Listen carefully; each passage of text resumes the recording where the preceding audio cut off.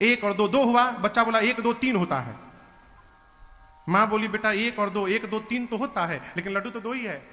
अब माई बोले 2 ही लड्डू है, लड़का बोले 3 लड्डू है। यही चला 10 मिनट। मां मानने को तैयार नहीं, 2 ही लड्डू 3 लड्डू है, दिख रहा है 2। लड़का सोचा कि पहले बार में हार जाऊंगा तो क्या पढ़ा हूं, सब फेल हो जाऊंगा यहां पर। लड़का कह रहा है 3 लड्डू है। पिताजी बैठे थे दूर, कुर्सी लेकर आ गए। पत्नी को बोले भाग्यवान तुम गंवार हो। शाबाश बेटा शाबाश, क्या अद्भुत पढ़ाई किया है, ठीक बोला तुमने, 3 लड्डू हैं ये। बाप 1 लड्डू अपने खा गया और दूसरा लड्डू अपनी पत्नी को खिला दिया। अब बेटे से कहा तीसरा तू खा, अब तीसरा तुम खाओ। ये कथा कहती है जब जब तर्क करिएगा तीसरा लड्डू खाने को मिलेगा। तर्क करने वाले को कुछ मिलता बोलता नहीं है, इसलिए तर्क ना किया जाए, विश्वास में रहा जाए।